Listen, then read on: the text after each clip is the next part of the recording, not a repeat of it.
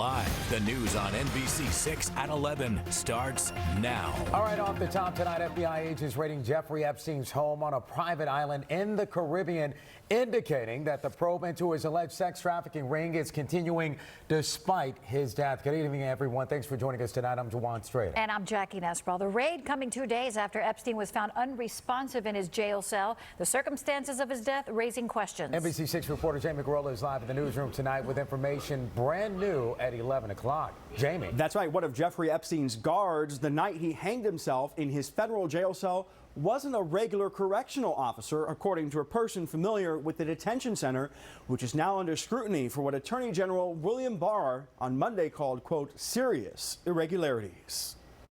2 days later, there are growing questions about the death of accused sex trafficker Jeffrey Epstein. The 66-year-old apparently hanged himself inside his federal prison cell early Saturday morning. Now, the FBI and Justice Department want to know how it happened. We are now learning of serious irregularities at this facility that are deeply concerning and demand a thorough investigation. Tonight, we spoke with Dr. Delvena Thomas. For 8 years, she worked for the Southeast region of the Federal Bureau of Prisons as chief psychiatrist and clinical director. I'll tell you this, 99.9% of mental health professionals who work for the Bureau of Prisons would not have taken him off of suicide watch. Dr. Delvena says if somebody's taken off suicide watch, it's usually because of pressure from administration.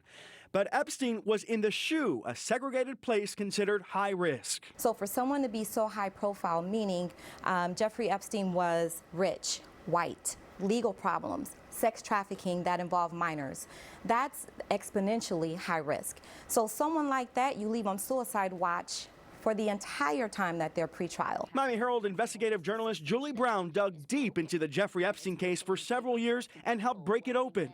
She believes the financier manipulated people at the Manhattan jail to avoid suicide watch. Because of his history, remember the way that he was incarcerated in Florida. I mean, he had guards who were leaving his door open, guards who were bringing him stew, guards that were cutting his hair.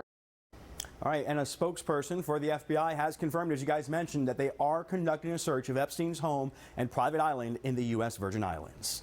Live in the newsroom, Jamie GUIROLA, NBC6 News.